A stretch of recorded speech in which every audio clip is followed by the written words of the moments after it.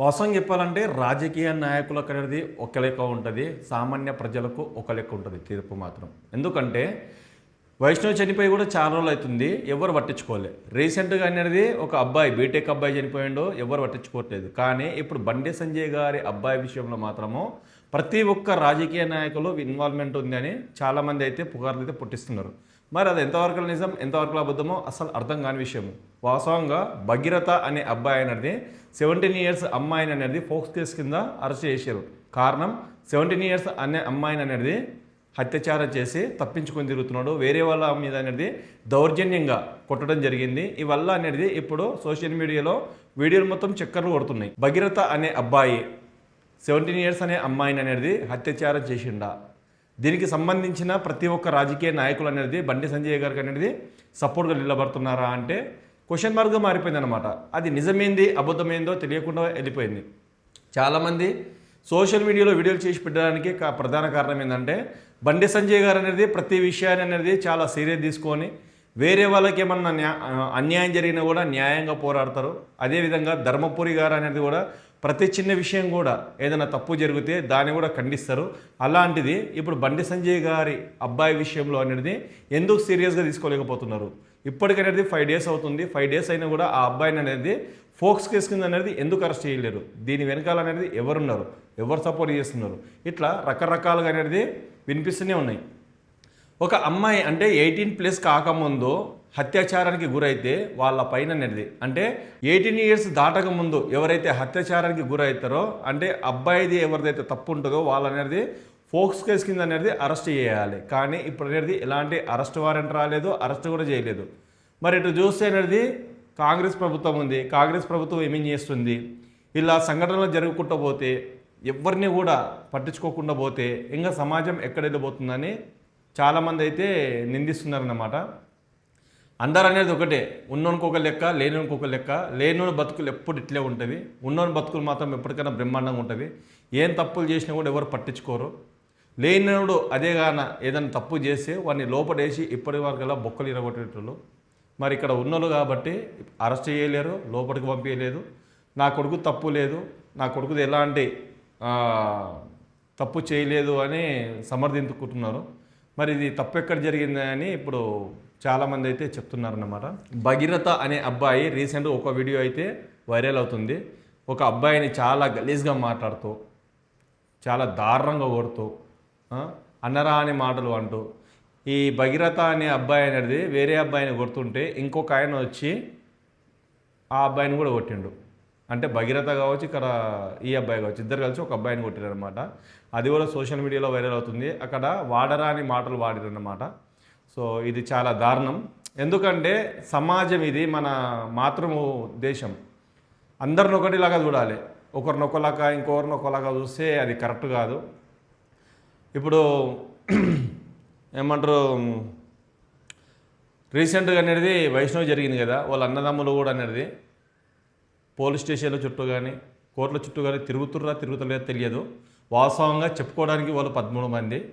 కానీ అక్కడ కష్టపడుతుంది కదా ఎవరు, వైష్ణవ్ వల్ల సొంత అన్నదమ్ములు, చిన్నమ్మ బిడ్డలు కొడుకులు, పెద్దమ్మ కొడుకులు వాళ్ళు కాదు. వైష్ణవ్ వల్ల సొంత రక్త సంబంధం ఎవరైతే ఉన్నారో వాళ్ళు మాత్రమే కష్టపడుతున్నారు, ఈ న్యాయం గురించి పోరాడుతున్నారు. ఇంకా మిగతా వాళ్ళు అనేది అందరికి తెలిసిన విషయమే. అవసరానికి వాడుకొని వీడియోలు తీసుకొని డబ్బులు సంపాదిస్తున్నారు, అది వేరే విషయం. కానీ ఇలాంటి విషయాలు కూడా ఇంకా ఎవరైతే తప్పు చేసారో వాళ్ళకనేది ఎలాంటి శిక్ష పడకపోవడము ఇది చాలా దురదృష్టకరం అని చెప్పుకోవచ్చు. చాలా దురదృష్టకరం. అప్పుడా బయటకు వస్తా అని చాలామంది ఎదురు చూస్తున్నారు. ఒకవేళ వస్తే వీళ్ళ పరిస్థితి మాత్రం ఇంకా దిగజారిపోతుంది. ఇటు చూస్తేనేమో ఈ అమ్మాయి, ఇంకోటి బీటెక్ స్టూడెంట్, ఇలా చెప్తూ పోతే రోజుకు అనేది కేసులు పెరుగుతూనే పోతున్నాయి. మరి ప్రభుత్వం ఏం చేస్తుందో అర్థం కావట్లేదు. ఇలాంటి దాంట్లపైన అనేది సీరియస్గా యాక్ట్ ఎందుకు తేవట్లేదో అర్థం కావట్లేదు. అంటే వీళ్ళకు మంచి పలుకుబడి ఉంది, వీళ్ళ దగ్గర పోతే ఏదన్నా మమ్మల్ని చేస్తారు అని భయపడుతున్నారా? ఆ అమ్మాయిని కూడా అనేది ఇప్పటివరకు ఆ అమ్మాయి దగ్గర కనీసం ఫేస్ అన్న బ్లర్ చేసి ఆ అమ్మాయి దగ్గర మాట్లాడిచ్చింటే ఏం జరిగింది? ఇది మామూలుగా కేసు కాదు, పెద్ద కేసు. ప్రతి రాజకీయ నాయకులు అనేది స్పందిస్తున్నారు ఇది ఒక అవకాశంగా తీసుకొని. వాస్తవంగా అనేది ఒక అమ్మాయికి అనేది అలా జరిగింది కాబట్టి ఇది వాళ్ళకి అవకాశమే కదా. ఇతర పార్టీలకు వాళ్ళు కూడా మాట్లాడుతారు. మరి ఇప్పటివరకల్లా బండి సంజయ్ గారి అబ్బాయిని అరెస్ట్ చేయకపోవడానికి కారణం ఏందని ఇటు టీఆర్ఎస్ వాళ్ళు కావచ్చు, అటు కొంతమంది కాంగ్రెస్ వాళ్ళు కూడా అనేది మాట్లాడడం జరిగింది. ఇంకా ఇతర పార్టీలు అనేది కూడా మాట్లాడుతూ పోతుంది. కానీ బయట ఎంత మాట్లాడినా కూడా లోపల అంతా ఒకరే. బయట పబ్లిసిటీ చేసుకోవాలని చూసినా కూడా లోపల అందరూ కలిసి తిరిగేటి వాళ్ళే. ఇది మాత్రం పక్కా. కాబట్టి ఒకని పేదోన్ని కానీ ఉన్నోన్ని కానీ ఒకేలాగా చూస్తే మన భారతదేశము ఇంత దిగజారిపోదు, అస్సలు దిగజారిపోదు. అందరిని ఒకటేలాగా చూడాలి. చాలా వీడియోలు లీక్ అయ్యాయి. ఇప్పుడు పెట్టిందనుకోండి కాపీరైట్ రావడం 100%. అందు గురించి నేను ఆల్రెడీ తీసిపెట్టా. అది పెట్టినామనుకోండి ఇంకా రచ్చరంబోలు అవుతుంది. ఆల్రెడీ ఏం మాట్లాడుతారో సార్ చూడండి. హరీష్ రావు గారు ఏం మాట్లాడుతారు. ఇలా సిట్ ఎందుకు, సీదా కంప్లైంట్ ఉంది కదా. అసలు కంప్లైంట్ వచ్చి 4 రోజులైనా ఇప్పటిదాకా ఎందుకు అరెస్ట్ చేయలేదు? ఇది కంప్లైంట్ వచ్చినా కూడా 4 రోజులు అవుతుంది. ఆయన కూడా ఇంకా భగీరథ అనే అబ్బాయిని అనేది అరెస్ట్ చేయకపోవడానికి కారణం ఏంటి అంటే రాజకీయ పలుకుబడి, సపోర్టు. ఉన్నోడికి ఎప్పుడైనా ఉన్నోడే సపోర్ట్ ఇస్తాడు, లేనోనికి ఉన్నోడు సపోర్ట్ ఇయ్యాడు, లేనోడు సపోర్ట్ ఇయ్యాడు. వాడు చేసిన పనికి అదే కరెక్ట్ అబ్బా అని గమ్మున ఉంటారు తప్ప అంతకుమించి మాత్రం వేరే ఏం లేదు. ఇది నేను చెప్తున్న మాటలు కాదు. హరీష్ రావు గారు అనేది పర్టికులర్గా అనేది బలగుద్ది చెప్తున్నాడు. టిఆర్ఎస్ పార్టీ మా క్రిషాంకో లేకపోతే మా నల్లబాలో రీట్వీట్ చేస్తే రాత్రి 1 గంటగా చెత్తకపోయినావు కదా. 12 బజే రాత్రి ఇంటికి వచ్చి రీట్వీట్ చేస్తే వాళ్ళని రేప్ చేయలే, మర్డర్ చేయలే, డ్రగ్స్ తీసుకోలే. ట్విట్టర్ లో వాళ్ళ అభిప్రాయాన్ని రీట్వీట్ చేసింది అంతే. దానికి ఇక్కడ చూడండి, కేవలం రీట్వీట్ చేసినందుకు అనేది ఎవరైతే రీట్వీట్ చేసిరో వాళ్ళని తీసుకుపోయి బొక్కలు వేసారు.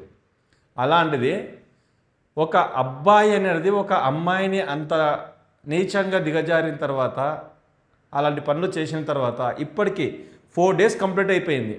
ఇప్పుడు 5th డే రన్నింగ్. ఆ అబ్బాయిని ఎందుకు అరెస్ట్ చేయలేకపోతున్నారో అని హరీష్ రావు గారు అయితే గట్టిగానే ఖండిస్తున్నారు. ఎందుకంటే అటు చూసే బీజేపీ, ఇటు చూసే టీఆర్ఎస్, కాంగ్రెస్, ఇంకా ఇతర పార్టీలు కూడా ఉన్నాయి. ఆ పార్టీలు అనేది ఎవరైతే తప్పు చేసారో వాళ్ళనేది ఏలైతే చూపించడం కామన్. ఇలాంటి పరిస్థితి వీళ్ళకి వచ్చినా కూడా అటు నుంచి సేమ్ యాక్షన్ ఉంటుంది.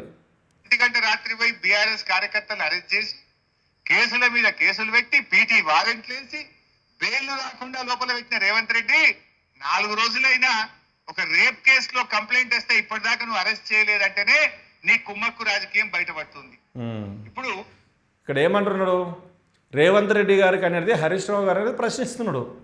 మరి ఇలాంటి పరిస్థితి వచ్చినా కూడా రివిటిడ్ చేసినందుకే ఇంట్లో పండుకున్న వాళ్ళను గల్లాబట్టి లాక్కెళ్ళి పోలీస్ స్టేషన్లో వేసి వాళ్ళకనేది కోట్ల చుట్టూ తిప్పుతున్నావు. అలాంటిది 17 సంవత్సరాల మైనర్ బాలికను అత్యాచారం చేసి హ్యాపీగా ఇంట్లో కూర్చున్న వానికి నీవు ఎందుకు అరెస్ట్ చేపిస్తలేవు? హరీష్ రావు గారు అయితే అడుగుతున్నారు. హరీష్ రావు గారే కాదు, అలా న్యాయ పోరాటం చేయాలి, ఒక అమ్మాయికి అనేది ఇలా జరిగింది అని ఎవరైతే అనుకుంటున్నారో ప్రతి ఒక్కరూ ఇదే మాటను మాట్లాడుతారు. మరి ఇప్పుడు అరెస్ట్ చేస్తారా భగీరథను? అరెస్ట్ చేయరా? కుంభకోణంలో ఇరుక్కొని సపోర్ట్ చేయకుండా ఉంటారా? అర్థం కావట్లే. ఇక్కడ ఎవరిని కూడా ఉద్దేశించి మాట్లాడట్లేదు. ఏదైతే రియాలిటీగా ఉందో అదే మాట్లాడుతున్నాను.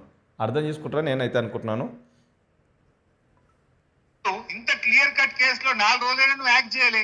ఇప్పుడేమంటున్నావు మళ్ళీ సిట్టు? నువ్వు ఇప్పటికి ఎన్ని సిట్లు వేసినావు? 10 సిట్లు వేసిండు రేవంత్ రెడ్డి. ఒక్క సిట్ అన్నా ఇప్పటికేమైనా రిపోర్ట్ ఇచ్చిందా? నీ 10 సిట్ల రిపోర్ట్లు బయట పెట్టి ఫస్ట్. ఇప్పటిదాకా 10 సిట్లు వేసినావు రేవంత్ రెడ్డి.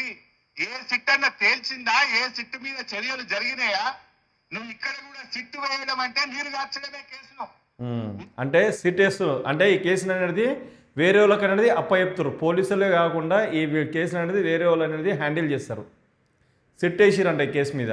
అంటే భగీరథకు అనేది శిక్ష పడదు, బయటనే హ్యాపీగా తిరుగుతాడని హరీష్ రావు గారు అయితే మాట్లాడుతున్నారు. సిట్ అంటే ఈ కేసు నీరు గారిపోవడమే, అంటే ఇంకా పట్టించుకోరు. లోపట్నే ఈ కేసును అనేది క్లోజ్ చేస్తారు. అంతకుమించి మాత్రం వేరే ఏం లేదు. సీరియస్గా ఉన్న కేసు అనేది డీల్ అవ్వడేటట్లు చూస్తారన్నమాట. అది అర్థం. మరి సిట్ ఎందుకు వేసిరో ఈ కేసులో అర్థం కాలేదు. ఆల్రెడీ కేసు ఉంది. అమ్మాయి పైన అనేది అత్యాచారం చేశారు, ఆ కేసు ఉంది. కేసు ఉన్న తర్వాత దాన్నే పట్టుకొని ముందుకు తీసుకొని వెళ్ళకుండా మరి ఎందుకు ఆపుతున్నారు అని హరీష్ రావు గారు అయితే అంటున్నారు. ఉద్దేశపూర్వకంగా కుమ్మక్కై నువ్వు ఇలా ఈ సిట్టు వేసి కేసును నీరుగార్చే ప్రయత్నం చేస్తున్నావు. లీగల్ ఇస్తాడు. ఇప్పుడు ఇంకోటి ఉంటది, నా డౌట్ ఇవాళ ఏంటంటే పార్లమెంట్ ఎన్నికలు రాగానే అప్పుడు సిట్ వేసింది కదా, ఇది టెలిఫోన్ ట్యాపింగ్ లీకులు వస్తాయి. ఇట్లా అయిందట అట్లా అయిందట, సినిమా యాక్టర్లు అయిందట. మళ్ళా పార్లమెంట్ ఎలక్షన్ కాగానే మొత్తము రాజకీయమే ఉంది. ఎలక్షన్లు రాగానే లీకులు యాడికి వస్తాయి. రేవంత్ రెడ్డి ప్రభుత్వం డిఫెన్స్ లో పడంగానే లీకులు గుర్తొస్తాయి. లేదు ఏదైనా ఒక అంశాన్ని దారి తప్పియాలి, విషయాన్ని చర్చ పక్కదారి పట్టాలనగానే లీకులు. సినిమా ఇట్లా అంటే సిట్ వేసిన తర్వాత ఇంకా కేసు ఏమి పెద్దగా అంటే ఉన్నోనికి ఉన్నోడే సపోర్ట్ చేస్తాడని నేను చెప్పాను కదా, అదే విధంగా జరుగుతాయన్నమాట. ఈ కేసు ఏమి పెద్ద పొడిచి ముందుకేం తీసుకొని వెళ్ళారు. ఈ కేసును అతి తొందరగా క్లోజ్ చేస్తారు. క్లోజ్ చేసి ఎవరంతా వాళ్ళు గమ్మున ఉంటారు. ఇలాంటి తప్పు మళ్ళీ చేయకరా బాబు, నీకు దండం పెడతా, నా పరువు మొత్తం చేసినావో, నా ఇజ్జత్ మొత్తం చేసినావో, ఏదైతే నేను బీజేపీ నుంచి అనేది ఒక ముఖ్యమంత్రి స్థాయిలో ఉన్న వ్యక్తిని తర్వాత మాట్లాడతారేమో మరి తెలియదు. కానీ ఇలాంటి పరిస్థితి అనేది ఏ ఆడపిల్లకి రావద్దు. అక్కడ ఏం జరిగింది, ఏంది, ఏం కథ, ఎటు నుంచి తప్పు జరిగిందో తెలియదు. కానీ అమ్మాయి వాళ్ళ నోర్లు మాత్రం మూపించారు. అమ్మాయిని బయటికి రాకుండా మాత్రం చూసుకుంటున్నారు. అమ్మాయి సోషల్ మీడియా ముందుకి వచ్చి మాట్లాడితే వేరే లెక్కలు ఉంటుంది. ఇప్పటి వరకు అనేది ఎలాంటి వీడియో కూడా రిలీజ్ కాలే అమ్మాయిది. అబ్బాయి మాత్రం కొట్టింది, రిలీజ్ అయింది. ఎటు నుంచి తప్పు ఉంది? అది కాక 17 సంవత్సరాల అమ్మాయి, 17 సంవత్సరాల అమ్మాయిని అనేది అలా చేయడము చాలా దారుణము.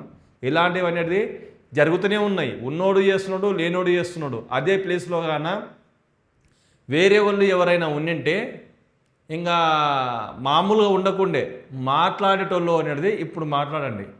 సోషల్ మీడియాలో మాట్లాడటం కాదు. ఇప్పుడు ఏంటంటే వైష్ణవ్ విషయంలో ఏ విధంగా అయితే తప్పు జరిగిందో, ప్రేమించిన తప్పుకు అనేది బీటెక్ స్టూడెంట్ అనేది ఏ విధంగా అయితే హత్య చేయబడ్డాడో, అదే విధంగా అనేది ఇక్కడ కూడా హత్యాచారం చేసి తప్పించుకొని తిరుగుతున్నా భగీరథ పైన కూడా మీరు ఏం మాట్లాడతారో, ఏమి కామెంట్ చేస్తారో చెయ్యండి. ఓకేనా? సో ఈ వీడియో మీకు ఎలా అనిపించిందో కామెంట్ రూపంలో ఇది కామెంట్ చేయండి. ఇది కేవలం రాజకీయంగా జరుగుతున్న కుట్రలు మాత్రమే, అంతమించి మాత్రం వేరే ఏం లేదు. ఇది ఎవరిని కూడా మళ్ళీ కూడా ఎవరిని కూడా ఉద్దేశించి తప్పుదోవ పట్టియాలి, ఒకరిని తిట్టాలి అది కాదు. ఇక్కడ ఎవరిని కూడా తిట్టలేదు, ఎక్స్ప్లెయిన్ చేసిన అంతే. ఓకేనా? సో ఈ వీడియో మీకు ఎలా అనిపించిందో కామెంట్ రూపంలో మాత్రం కామెంట్ చేయండి. ఇంకొక మంచి వీడియో మనం కలుసుకుందాం. అప్పటికుంటాను. జై హింద్.